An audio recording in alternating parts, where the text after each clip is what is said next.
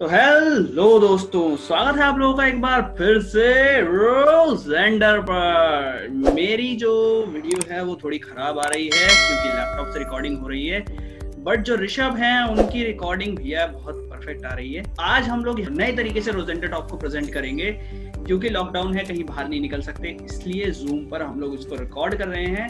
और जो भी स्टूडेंट्स अभी रिसर्च कर रहे हैं, तुम लोग तो वैसे घर पे बैठे हो, मैं भी घर पे बैठा हूँ, बट कुछ लोग हैं जो रिसर्च कर रहे हैं अभी और अच्छे अच्छे काम कर रहे हैं, उन लोगों के साथ हम लोग इंटरेक्ट करेंगे। तो ऋषभ उनमें से ही एक हैं। तो हेलो, सबसे पहले स्वागत है ऋषभ आपका, और हमें अपने बारे में कुछ बताएं। धन्यवाद भैया हमको रोजेंडर टॉक्स में इनवाइट करने के लिए। तो मेरा नाम ऋषभ जैन है और मैं अभी फाइनल ईयर अपना स्टार्ट करूंगा फिजिक्स ऑनर्स का किरोड़ीमल कॉलेज से। बहुत बढ़िया। और मैं जैसे कि आपने बताया अभी इस लॉकडाउन में बैठ के रिसर्च कर रहा हूँ। लॉकडाउन में बैठ के रिसर्च कर रहे हो? अच्छा ऋषभ, हमें ये बताओ कि आप रिसर्च किस टॉपिक पे कर रहे हो? अभी आपका टॉपिक ऑफ रिसर्च है क्या? तो बेसिकली मेरा प्राइमरी टॉपिक जो है वो है अडैप्टिव ऑप्टिक्स। ओके, और ये अडैप्टिव ऑप्टिक्स होता क्या है, जरा एक बार एक्सप्लेन करेंगे? अडैप्टिव ऑप्टिक्स अगर बोले होता क्या है, तो अडैप्टिव ऑप्टिक्स में क्या होता है कि जैसे हम कोई भी ऑब्जर्वेशन ले रहे हैं, किसी भी चीज को हम ऑब्जर्व कर रहे हैं, कोई भी प्लैनेट, गैलेक्सी, नेबुला या कोई भी डिस्टेंट ऑब्जेक्ट है, हम उसको टेलीस्कोप के थ्रू ऑब्जर्व कर रहे हैं। तो अगर हम उसके डायरेक्ट ऑब्जर्वेशन लेते हैं तो वो तो हमारा एक्टिव ऑप्टिक्स में आ जाता है। बट होता क्या है कि जो हमारे पास वेव फ्रंट्स आ रहे हैं उन डिस्टेंट ऑब्जेक्ट से, वो प्रॉपर नहीं होते हैं, वो डिस्टॉर्टेड होते हैं। तो हम एक्चुअली क्या करते हैं, उन वेव फ्रंट्स को ठीक करते हैं और उनके मतलब डिस्टॉर्शन हम हटा देते हैं। तो उस प्रोसेस को हम कहते हैं अडैप्टिव ऑप्टिक्स। तो मतलब कि एक एस्ट्रोनॉमी में जितनी भी हम लोग ऑब्जर्वेशंस लेते हैं उसको एक तरीके से आप लोग क्लैरिफिकेशन उसका करके फिर उसको डेटा को कलेक्ट करते हैं। अच्छा, अडैप्टिव ऑप्टिक्स में अच्छा एक चीज ये बताओ हमको कि कोई अलग से इक्विपमेंट्स की जरूरत पड़ती है या फिर उन्हीं इक्विपमेंट्स में कुछ चेंजेस करके हम लोग फिर अडैप्टिव ऑप्टिक्स की ऑब्जर्वेशंस को भी ले सकते हैं? अडैप्टिव ऑप्टिक्स के लिए इक्विपमेंट्स की जरूरत पड़ती है। अडैप्टिव ऑप्टिक सिस्टम बेसिकली हम बहुत बड़े बड़े जो लार्ज टेलीस्कोप्स होते हैं, like about 8 meter 10 meter telescopes होते हैं, 6 मीटर 5 मीटर, बट बहुत बड़े। हमारे इंडिया में अभी ऐसी टेक्नोलॉजी नहीं है। इंडिया में अभी हमारे पास एरीज में जो है 3.6 मीटर का टेलीस्कोप है, उसमें हमारे पास अभी अडैप्टिव ऑप्टिक सिस्टम नहीं है। तो होता क्या है, इसमें हमें बेसिकली डिफॉर्मेबल मिरर की जरूरत पड़ती है। मतलब जो प्राइमरी मिरर होता है उसको अपनी शेप चेंज करनी पड़ती है। तो हमें एक स्पेशल टेक्नोलॉजी चाहिए होती है, इसको हम अडैप्टिव ऑप्टिक सिस्टम कहते हैं। तो आजकल जितने भी हम बड़े टेलीस्कोप्स कंस्ट्रक्ट कर रहे हैं, बड़े optical telescopes, optical infrared telescopes जो है, जो नियर टू विजिबल में आते हैं, तो उनमें हमें अडैप्टिव ऑप्टिक सिस्टम की जरूरत पड़ती है। और इसके लिए पूरा एक अलग से सिस्टम होता है, काफी बड़ा सिस्टम होता है, तो वो हमें लगाना पड़ता है। तो अभी अभी तुमने कहा कि इंडिया में ऐसी टेक्नोलॉजी अवेलेबल है नहीं, बट तुम रिसर्च कर रहे हो, तो तुम प्रैक्टिकली कहाँ पर इस चीज़ के लिए डेटा कलेक्ट करते हो? कहाँ से तुम्हें डेटा मिलता है और किस तरीके से रिसर्च करते हो? हाँ, तो डेटा इसका जो है वो तो ऑनलाइन आर्काइव्स में अवेलेबल हो जाता है, और ऑनलाइन काफ़ी सारे रिसोर्सेज हैं हमारे पास अडैप्टिव ऑप्टिक्स के लिए। काफ़ी सारी बुक्स हैं पढ़ने के लिए, और समर स्कूल्स होते हैं, जैसे कि इस साल तो हुआ नहीं समर स्कूल जो है, यूनिवर्सिटी ऑफ कैलिफोर्निया एक काफ़ी अच्छा समर स्कूल, मतलब वर्ल्ड फेमस समर स्कूल है वो अडैप्टिव ऑप्टिक्स के लिए, वो ऑर्गेनाइज करवाते हैं। But this year due to COVID they didn't conduct, तो वो है। और मतलब उसके प्रीवियस रिकॉर्डेड लेक्चर्स मिल जाते हैं, और जो भी लाइक अडैप्टिव ऑप्टिक्स में दैट लाइव होता है, जो भी होता है, मतलब हम डेटा हमारे पास, हम डायरेक्ट ऑब्जर्वेशन ले रहे हैं, उसके वेवफ्रंट्स को करेक्ट कर रहे हैं एंड देन उसकी इमेज बना रहे हैं। तो इसमें हमारा ऐसा जो होता है, इतना घर बैठ के केवल यही है कि उनके आर्काइव्स को अच्छे से स्टडी कर सकता हूँ, क्योंकि अभी इस टाइम पे सारी ऑब्जर्वेटरीज बंद है, they are not taking observations, so we can take observation sitting at the home. तो अभी जो पुराना डेटा है तुम बस उसको थोड़ा खंगाल कर और उसके बेसिस पे वर्क कर रहे हो अपना? या एग्जैक्टली। तो ये बताओ कि जो तुम काम कर रहे हो उसमें तुम्हें मोबाइल से भी हो सकता है या फिर ये इसके लिए लैपटॉप चाहिए ही तुम्हें, कोई प्रोग्राम से होगा, कुछ अलग से इसके सॉफ्टवेयर्स होते हैं? अडैप्टिव ऑप्टिक सिस्टम जो होते हैं वो प्रॉपर्ली जो है पूरा कंप्यूटर कंट्रोल्ड सिस्टम्स होते हैं, एंड जनरली लैपटॉप्स में जो हमारे पास आ रहे हैं हम उनमें नहीं चला सकते। तो इसके लिए बेसिक पूरा मतलब प्रोफेशनल एडवांस लेवल के सॉफ्टवेयर्स होते हैं, इसको कहते हैं टेलीस्कोप ऑपरेटिंग सिस्टम, TOS।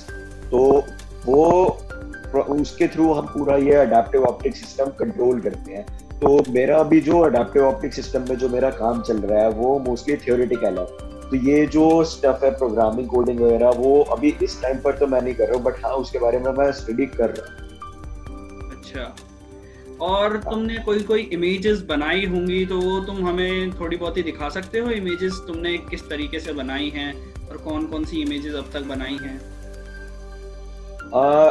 अभी मैंने इमेजेस तो नहीं बनाई हैं, बट जो अडैप्टिव ऑप्टिक्स के रिजल्ट्स हैं वो मेरे पास हैं, वो मैं आपको दिखा सकता हूँ। एक मिनट। हाँ जी, लेट स्क्रीन विजिबल है? बिल्कुल विजिबल है, बहुत बढ़िया। हाँ, तो ये एक जो है विजुअलाइजेशन है कि अडैप्टिव ऑप्टिक सिस्टम कैसा दिखता है। ये एक्चुअली में रियल इमेज है, ये जिन टीचर के साथ में काम कर रहा हूँ ये उन्होंने भेजी थी।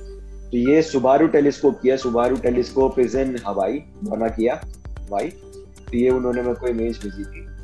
एंड तो ये केक टेलीस्कोप है। केक टेलीस्कोप में देखो जैसे कि ये दिखाया गया है, ये अबाउट 10 मीटर टेलीस्कोप है केक हमारे पास। तो अगर ये इतना बड़ा हमारे पास टेलीस्कोप है तो उसमें से इतना बड़ा तो हमारे पास अडैप्टिव ऑप्टिक सिस्टम ही होगा। तो अभी मैं एक इमेज दिखाऊंगा, उसमें एक कंपैरिजन दिखेगा कि ये ह्यूमन के कंपैरिजन में कितना बड़ा है। ये रहा। तो ये जो है उसका प्राइमरी मिरर है, सिर्फ प्राइमरी मिरर है केक टेलीस्कोप का, और ये एक आदमी है। तो इसमें काफी सारे अबाउट 36 हेक्सागोनल सेगमेंट्स हैं, और हर सेगमेंट जो है अबाउट 1.5 मीटर्स का होता है। तो करीब जो ह्यूमन की एवरेज हाइट है उससे थोड़ा बड़ा ही या ऑलमोस्ट उतना ही एक मिरर सेगमेंट होता है। और यहाँ पे इस साइड जो होता है वो आगे अडैप्टिव ऑप्टिक सिस्टम होता है। एंड ये कुछ इमेजेस हैं जैसे कि आप कह रहे थे जो ऑब्जर्वेटरीज ने ली है। ये क्या ऑब्जर्वेटरी ने लिया है, ये नेपच्यून की इमेज है। ये विदाउट अडैप्टिव ऑप्टिक्स है और ये विद अडैप्टिव ऑप्टिक्स है। तो आप फर्क देख सकते हैं कि कितना ज्यादा इंफ्रारेड में भी हमें क्लियरली देखने को मिल सकता है। एंड ये सैटर्न की इमेज है, यूरेनस की इमेज है। तो एक्चुअली हमारा यूनिवर्स जो है ना वो और ज्यादा क्लियर हो रहा है अडैप्टिव ऑप्टिक्स के थ्रू। ये हमारा गैलेक्टिक सेंटर जो है बेसिकली जो इमेज है, लाइट वाली नॉइजेस हैं उनको क्लैरिफाई करके एक तरीके से अच्छे से प्रेजेंट करने वाली बात है। यप। तो होता क्या है, जैसे जो हमारा एटमॉस्फेयर है बहुत अच्छा है, हमारी बहुत हेल्प करता है, बट जब हम ऑब्जर्वेशन ले रहे होते हैं तो यही एटमॉस्फेयर हमें भारी पड़ जाता है, कह सकते हैं। ये एक तो ल्यूमिनोसिटी में लॉस आता है, इंटेंसिटी में लॉस आता है, टर्बुलेंस होता है। जो वेव फ्रंट आ रहा होता है सीधा आ रहा होता है उसको टेढ़ा मेढ़ा कर देता है, डिस्टॉर्ट कर देता है। तो हमें बेसिकली उस डिस्टॉर्शन को सीधा करके वापस रीइमेज करना होता है। ओके। जैसे ये इमेज है, ये बिना अडैप्टिव ऑप्टिक्स के है, ये अडैप्टिव ऑप्टिक्स के साथ है। तो कितना क्लियर होता जा रहा है। सुबारू टेलीस्कोप जो हमारा 8 मीटर टेलीस्कोप जो है, तो ये उसके थ्रू ली गई है image. And this is Shane telescope, Shane के थ्रू ली गई है। तो आप देख ही सकते हैं कि कितना हम रिजॉल्व कर सकते हैं दो चीजों के बीच में। सपोज एक बाइनरी स्टार सिस्टम है, तो अगर हम उनकी इमेज लेंगे तो वो काफी टर्बुलेंट आती है, हम डिस्टिंग्विश नहीं कर पाते कि ये दो अलग अलग स्टार है, हमें लगता है ये एक ही चीज है जो घूम रही है। बट अगर हम अडैप्टिव ऑप्टिक्स से देखें तो हम उन दोनों को अलग अलग डिस्टिंग्विश कर पाते हैं। बेसिकली हम ये कह सकते हैं कि अडैप्टिव ऑप्टिक्स जो है एक टेलीस्कोप की रिजॉल्विंग पावर को बढ़ा देता है एक तरीके से। एग्जैक्टली।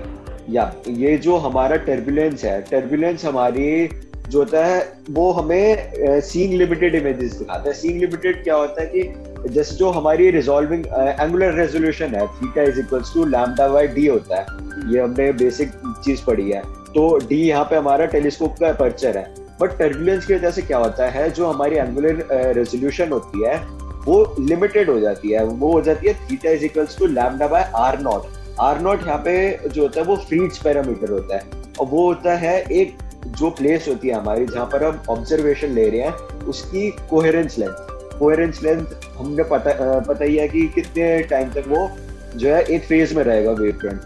तो हमारी ऑब्जर्वेशन लिमिट हो जाती है। तो होता क्या है कि अगर हम 4 मीटर से लें, 10 मीटर से लें, 20 मीटर से लें, हमें जो है सेम एंगुलर रेजोल्यूशन मिलेगी, हमें कोई फर्क नहीं पड़ेगा। तो इसलिए क्या होता है, अडैप्टिव ऑप्टिक्स क्या करता है, वो जो फ्रीड्स पैरामीटर है उसको हटा के एंगुलर रेजोल्यूशन को वापस theta is equals to lambda by D बना देता है। ये टेलीस्कोप्स हैं जो अभी हमारे पास करेंटली है।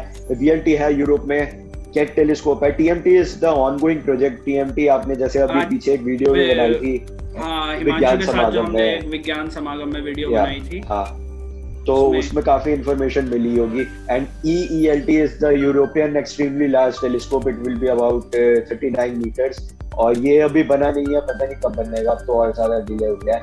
और ये स्पेस टेलीस्कोप हमारे पास हाबल है या 39 मीटर। अच्छा, TMT अभी वो है कहाँ पर?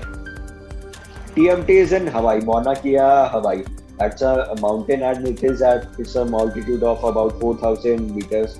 इसमें शायद चाइना का कुछ इन्वेस्टमेंट है, आई थिंक उन लोगों ने TMT को सेटअप कर 30 मीटर टेलीस्कोप उनका आइडिया था एक तरीके से। यहाँ चाइना का जो है वो तो फास्ट है, वो रेडियो टेलीस्कोप बना रहे हैं, 500 मीटर अपर्चर टेलीस्कोप जो बना रहे हैं। बट 30 मीटर टेलीस्कोप में ये सारी पार्टनर कंट्रीज हमारे पास, US, Canada, Japan, India and China, और सबका अपना अपना रिस्पेक्टिव कंट्रीब्यूशन है। ओके, तो इंडिया का कंट्रीब्यूशन तो बताया था हिमांशु ने उस वीडियो में भी। हाँ, इंडिया का कंट्रीब्यूशन काफी ज्यादा है, हिमांशु ने काफी अच्छे से बताया था। लाइक जितने भी हमारे मिरर सेगमेंट्स हैं उसको सपोर्ट के लिए जो सपोर्ट सेगमेंट्स बन रहे हैं वो इंडिया में बन रहे हैं। Mirror segments, actuators and all these things they are being made in India. अच्छा, 30 मीटर टेलीस्कोप जब बनेगा तो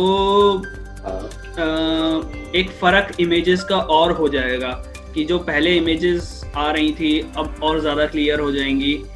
तो उससे जैसे जो गैलेक्सीज हैं या फिर जो बेसिकली जो एक्सोप्लैनेट्स वगैरह हम लोग सर्च करते हैं, क्या उन पे फ़र्क पड़ेगा? ऐसा कुछ अगर चीज़ें होंगी तो वो किस प्रकार की होंगी? अगर कोई एक्सोप्लैनेट है उसके एटमॉस्फेयर वगैरह को स्टडी करना है तो इसमें ये चीज़ें हेल्प करेंगी? हाँ, मैं एक वीडियो दिखाता हूँ पहले, तो उससे जो है थोड़ा सा ये पता चल जाएगा कि अडैप्टिव ऑप्टिक सिस्टम हमारा काम कैसे कर रहा है। तो ये बेसिक हो जाएगा। उसके बाद मैं इस पॉइंट पर आता हूँ कि ये हमें किस तरीके से हेल्प करेगा एक्सोप्लैनेट्स के लिए। तो सबसे पहले इसमें क्या होता है, हम एक सोडियम लेजर को फायर करते हैं काफी ऊपर, काफी स्ट्रॉन्ग लेजर होती है ये। तो करीब ये अबाउट 90 किलोमीटर ऊपर जाता है बेस लेवल से। तो ये जेमिनी टेलीस्कोप का है। तो 90 किलोमीटर ऊपर हमारे पास सोडियम लेयर होती है। तो वहां पे ये जो सोडियम आयंस प्रेजेंट होते हैं, ये लेजर जो है उनको आयनाइज कर देता है और हमें एक आर्टिफिशियल स्टार मिल जाता है, जिसे हम कहते हैं लेजर गाइडेड स्टार। अब ऊपर हमारे पास एक स्टार बन गया, जैसे ये है, ठीक है, लेजर गाइडेड स्टार इसको हम कहते हैं। तो अब हम क्या करेंगे, ये लेजर गाइड स्टार से हम वेवफ्रंट को देखेंगे कि कैसा वेवफ्रंट आ रहा है हमारे पास, इसको हम ऑब्जर्व करेंगे। तो लाइट उस लेजर गाइड स्टार से आएगी प्राइमरी मिरर पे, सेकेंडरी मिरर पे एंड देन टर्शियरी मिरर पे, जो कि टर्न कर जहाँ पे भी भेजना उसे अडैप्टिव ऑप्टिक सिस्टम में ये भेजेगा। सपोज इसने अडैप्टिव ऑप्टिक सिस्टम में भेजा, ये नीचे अडैप्टिव ऑप्टिक सिस्टम है हमारे पास जेमिनी टेलीस्कोप में। तो अब ये वेवफ्रंट्स हमारे पास जो आएंगे वो एटमॉस्फेयर की वजह से डिस्टॉर्टेड आएंगे। इनमें टर्बुलेंस की वजह से पहले सीधे जो हम एक्सपेक्ट कर रहे थे कि सीधे आने चाहिए, बट वो सीधे आने की जगह वो डिस्टॉर्टेड आएंगे। तो ये जो लाइट आ रही है वो लेजर गाइड स्टार से हमारे पास आ रही है। तो अभी ये एनिमेशन में देखना कि ये जो इमेज बनेगी ये टर्बुलेंट इमेज बनेगी। ये इमेज काफी टर्बुलेंट है, इसमें कुछ भी क्लियरली ऐसे हमें दिख नहीं रहा है। अब कुछ पता नहीं चल रहा कि क्या है क्या नहीं है, कुछ स्टार है या क्या चीज है, हमें कुछ ऐसा पता नहीं चल रहा। तो एंड ये जो आ रहे हैं, ये हमारे वेवफ्रंट्स जो है ये डिस्टॉर्टेड आ रहे हैं, ये सीधे नहीं आ रहे हैं, हमें सीधे चाहिए थे, ये सीधे नहीं आ रहे हैं। तो अब ये लेजर गाइड स्टार की वजह से हमें पता चल गया कि इतना ज्यादा डिस्टॉर्शन आ रहा है। अब ये जो है फीडबैक मैकेनिज्म, ये हमारे पास डिफॉर्मेबल मिरर है, ये काफी फास्ट जो है मूव कर लेता है, करीब 100 से 1000 मूवमेंट पर सेकेंड में। तो ये क्या करेगा, जिस डायरेक्शन में डिस्टॉर्शन आ रही है उसके अपोजिट डायरेक्शन में मूव करेगा और ये उन वेव फ्रंट्स को सीधा कर देगा। और अब ये जो आ रहे हैं ये हमारे पास जो है करेक्टेड वेव फ्रंट्स आ रहे हैं, और उसकी वजह से हम डिस्टिंग्विश कर पा रहे हैं कि ये क्या चीज है हमारे पास, ये स्टार है, ये क्या है। तो बेसिकली इस तरीके से अडैप्टिव ऑप्टिक सिस्टम हमारा काम करता है। तो और स्टार्टिंग में अभी जैसे हम बात कर रहे थे कि कोई भी दो चीज के बीच में हम रिजॉल्व नहीं कर पाते, तो होता क्या, जैसे कि ये है, ये एक और वीडियो मैं आपको दिखाता हूँ कि जैसे ये सेम वीडियो है जो उसमें प्ले हो रही थी। पहले ये टर्बुलेंट था और अब ये नॉर्मली आने लग गया है, ठीक है। तो पहले ये आप डॉट्स देख रहे हो यहाँ पे, ये जो है ये एक्सोप्लैनेट्स है बेसिकली। तो इसमें क्या होता है, हाँ, तो इसमें क्या होता है कि पहले हम इनको रिजॉल्व कर नहीं पा रहे थे। ये अगर मान लो एक स्टार है, बहुत बड़ा सा स्टार है हमारे पास, ठीक है, तो उसका जो हम इमेज कर रहे हैं तो काफी टर्बुलेंट आएगा, हम पता नहीं लगा सकते। सपोज मैं आपको एक इमेज दिखाता हूँ जिससे क्लियर हो जाएगा। या दिस वन, जैसे ये है, बिना अडैप्टिव ऑप्टिक्स के हमें पता नहीं चल रहा कि ये दो अलग अलग स्टार है, बट अडैप्टिव ऑप्टिक्स से हम डिफाइन कर पा रहे हैं कि ये दो अलग अलग स्टार है। तो अडैप्टिव ऑप्टिक्स जो है ये एक्सोप्लैनेट इमेजिंग में काफी ज्यादा इंपॉर्टेंट है। तो होगा क्या कि सपोज अब स्टार जो प्लैनेट्स हैं, तो अडैप्टिव ऑप्टिक्स के थ्रू हम जुपिटर साइज प्लैनेट्स जो है आसानी से देख सकते हैं। हम क्या करते हैं इसमें कि जो स्टार्स हैं उनकी हम इमेज लेते हैं, अडैप्टिव ऑप्टिक्स से उनको करेक्ट करते हैं, तो जिससे हम जो है रिजॉल्व कर पाते हैं बेसिकली स्टार की इमेज और प्लैनेट की इमेज में। और उसके बाद हम क्या करते हैं, जो स्टार होता है ना उसको हम ब्लॉक कर देते हैं, मतलब किसी भी चीज के थ्रू कि स्टार से हमारे पास लाइट ना पहुंचे। और उसके बाद हम पता लगाते हैं कि उसके आसपास से जो लाइट आ रही है वो कहाँ से आ रही है, तो वो एक प्रोबेबल कैंडिडेट हमारे पास बन जाता है एक्सोप्लैनेट का। So this can be an effective way to measure that exoplanets. तो उस एक्सोप्लैनेट के बारे में जितनी भी इंफॉर्मेशन है फिर वो वहां से हमें मिल पाएगी। या तो हम स्टार की लाइट, क्योंकि हम दोनों के बीच में डिस्टिंग्विश कर पा रहे हैं एक तो, और हम फिर स्टार की लाइट को ब्लॉक करके हम पता लगा सकते हैं कि उसके आसपास में कोई एक्सोप्लैनेट है या नहीं है। और इसका सबसे बड़ा एडवांटेज जैसे कि यही है, जैसे टीएमटी की वीडियो में भी हिमांशु ने बताया था कि हम इसका जो है स्पेक्ट्रम ले सकते हैं। स्पेक्ट्रम लेने की वजह से हमें जो है उसके कंपोनेंट्स का पता चल जाएगा कि क्या उसके क्या है वहाँ पे, जो भी सरफेस है उधर, ये उसके क्या क्या कंपोनेंट्स हैं, उससे हमें पता चल जाएगा कि क्या वो प्लैनेट जो है हैबिटेबल जोन में लाइफ कर रहा है, लाइफ सपोर्ट कर सकता है या नहीं कर सकता। तो हमें काफी चीजें उसके बारे में पता चल जाएगी। ओके ओके ओके, तो ये सारी कहानी जो है अडैप्टिव ऑप्टिक्स की है। तो इन सारी चीजों पर आप रिसर्च कर रहे हो अभी?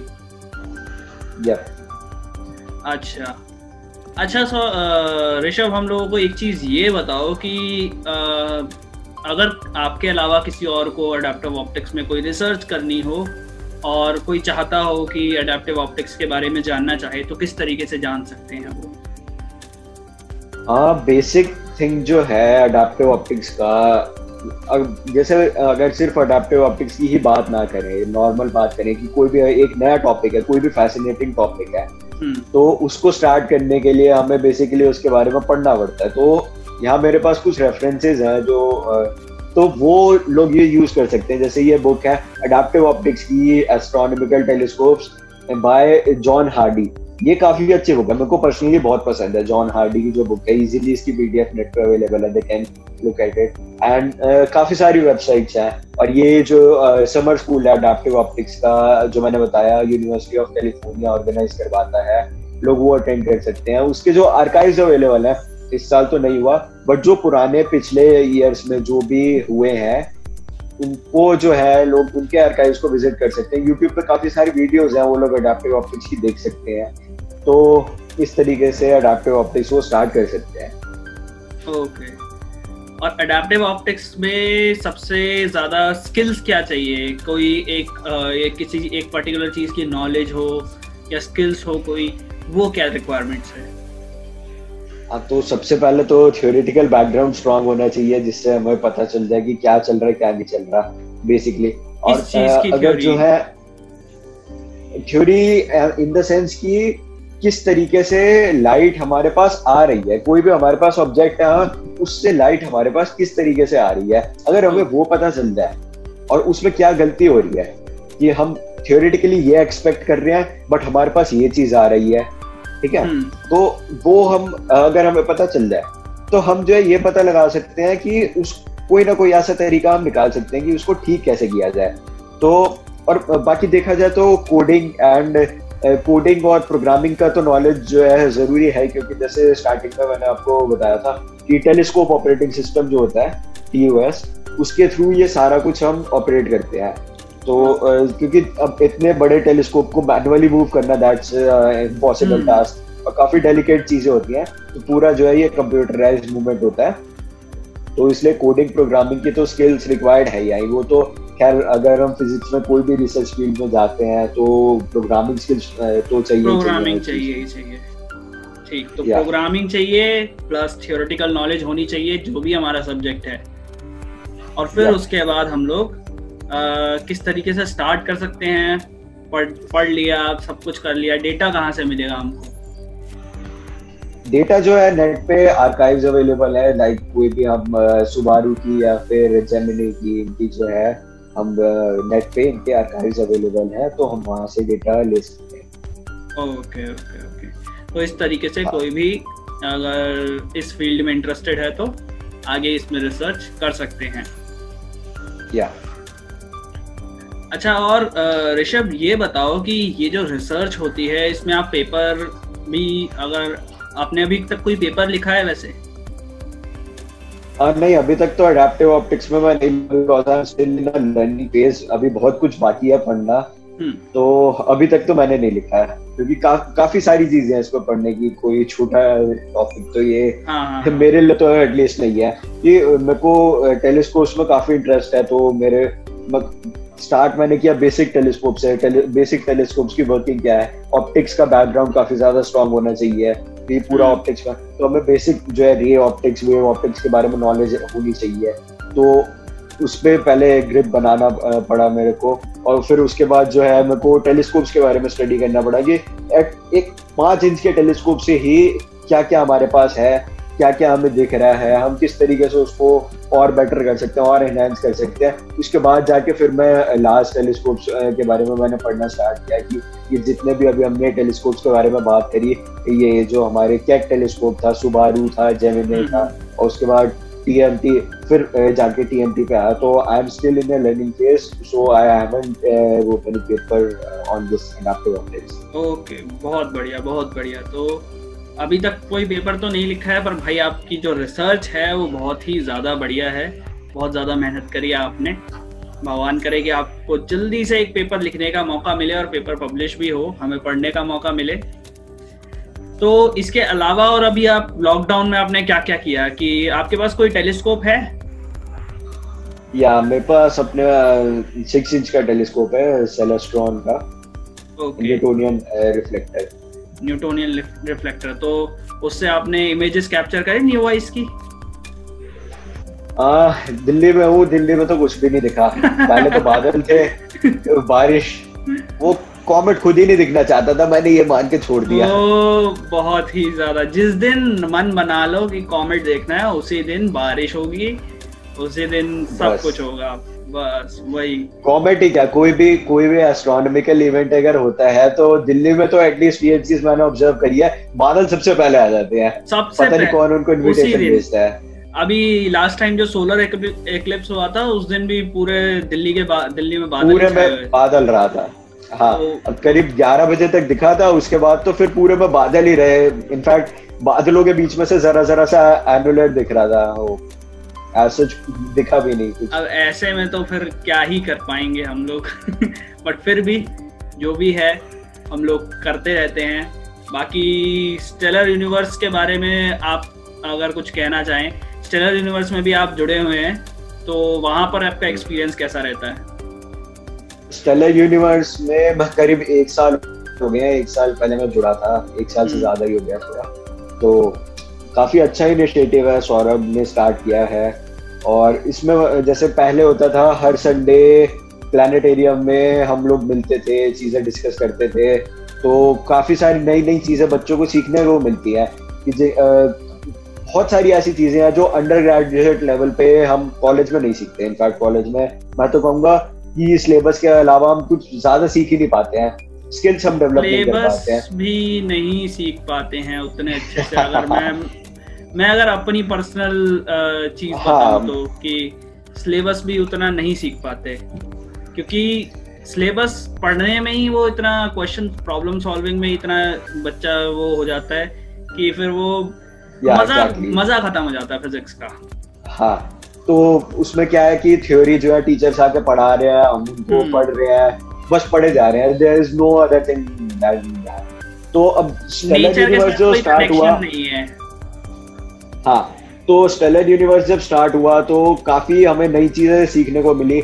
लाइक हमें लेक्चर्स होते थे, लास्ट ईयर जो है समर कैंप नेहरू प्लानिटेरियम में लगा था, तो उसमें काफी सारी चीजें सीखने को मिली। एक तो काफी सारे रेप्यूटेड इंस्टीट्यूट से, आइजर्स, आईएएससी, टिफर्स, यहाँ से प्रोफेसर आते हैं, काफी अच्छी अच्छी जगह से, एरिस से भी प्रोफेसर आते हैं, तो उनसे इंटरेक्ट करने को मिलता है, एक्सपोजर मिलता है हमें। तो ये काफी अच्छा इनिशिएटिव है स्टेलर यूनिवर्स। और व्हाट्सएप ग्रुप है, तो उसमें स्टूडेंट्स जैसे कि आपने देखा ही, अपनी क्वेरीज वगैरह भेजते हैं, तो उनके जो है पर्सनल व्यूज के बारे में जानने को मिलता है कि वो किस तरीके से क्या सोचते हैं किसी भी पर्टिकुलर चीज के बारे में। और मेरे को भी अच्छा लगा कि लास्ट कुछ दिनों में ये 11th-12th क्लास के बच्चे बेसिकली स्टेलर यूनिवर्स में 11th-12th क्लास के बच्चे भी हैं, और जो बेसिक से बेसिक चीज है ना उसके बारे में वो डाउट्स पूछते हैं।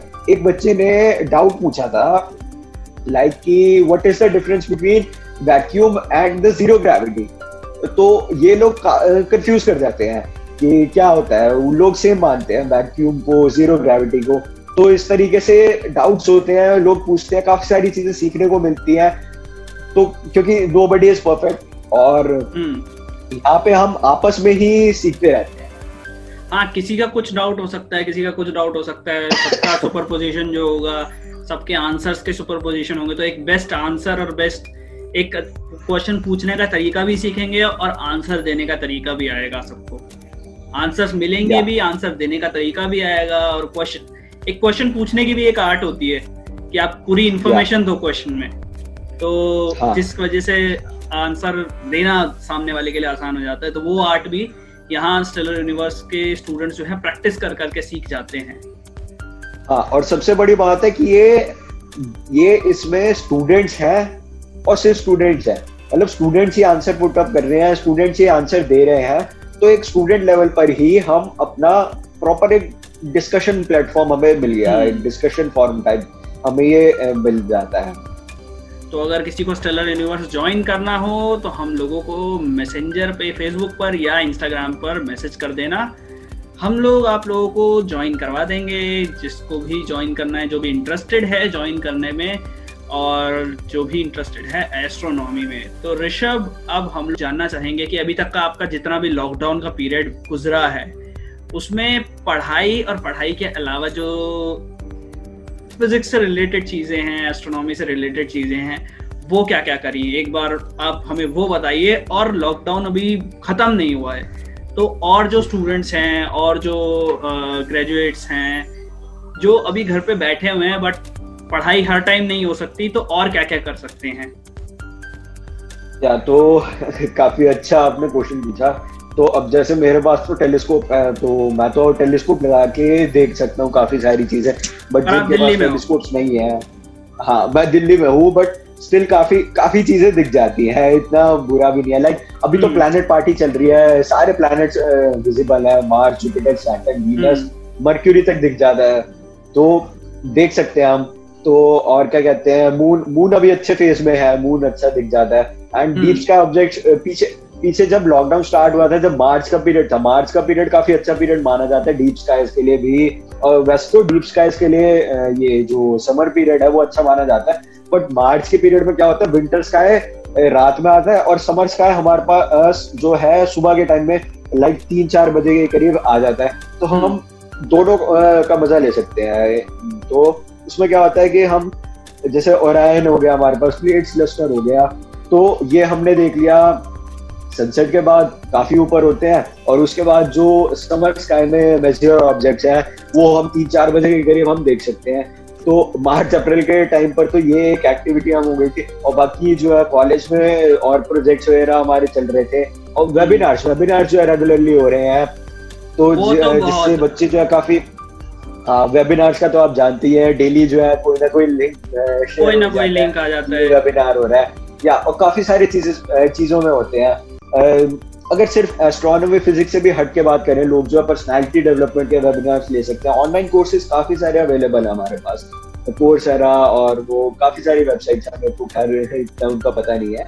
इवन इस टाइम जिसको कोडिंग नहीं आती वो अपनी कोडिंग पे भी हाथ थोड़ा बिठा सकता है। हाँ एग्जैक्टली, इतना पीरियड है तो काफी सारे कोडिंग के, और अगर वेबिनार्स नहीं भी लेना तो यूट्यूब पे इतने सारे ट्यूटोरियल्स हैं। इनफैक्ट सिर्फ यूट्यूब के ट्यूटोरियल्स देखकर ही काफी कुछ हम सीख सकते हैं।